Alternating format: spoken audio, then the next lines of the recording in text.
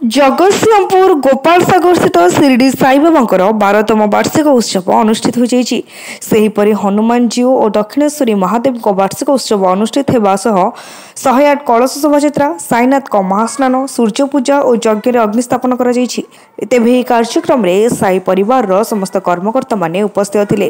तेबे 5 दिन धरी विभिन्न कार्यक्रम अनुष्ठित होगा बेले प्रतिदिन संध्यारे विभिन्न सांस्कृतिक कार्यक्रम अनुष्ठित हो कमिटी पक्षर कहुई।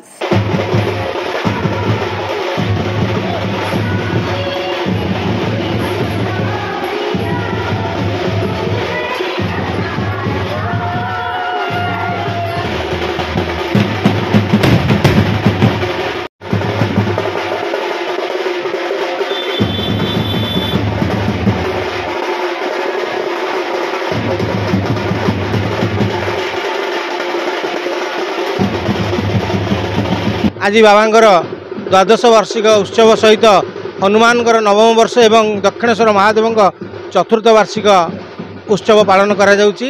यह दीर्घ 6 दिन व्यापी चलिबो एवं प्रत्येक दिन यज्ञ अनुष्ठान भजन कीर्तन प्रसाद सेवन बंदोबस्त करा जाइछि।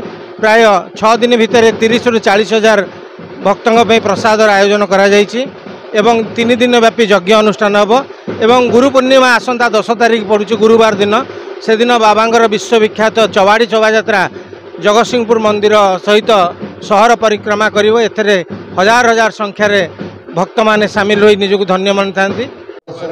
आज बाबांकर आज कार्यक्रम चलला। आज आम 108 कलश यात्रा करूँ एवं माधजी पोखरी उठाइलु ग्राम देवती माँ मंगला आदेश नहीं आमर माधजी पोखरी पानी उठाइलु 108 कलश उठाइलु।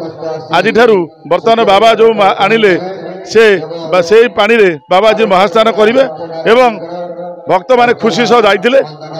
आउ बाबा महास्नान कर सारा पर आमर प्रसाद सेवन कार्यक्रम रही जिते भक्त आसवे जो मैंने कलश नहीं जाते से परिवार एवं सहरवासी माने जिते प्रकार लोक आसवे समस्ते प्रसाद बाबा मध्य खाइबे आनंद रे जीवे। आज बाबांकर यहाँ प्रसाद खड़ा खोला 7-10 तारीख। जगतसिंहपुर रीता साहू रिपोर्ट तीर्थक्षेत्र लाइव।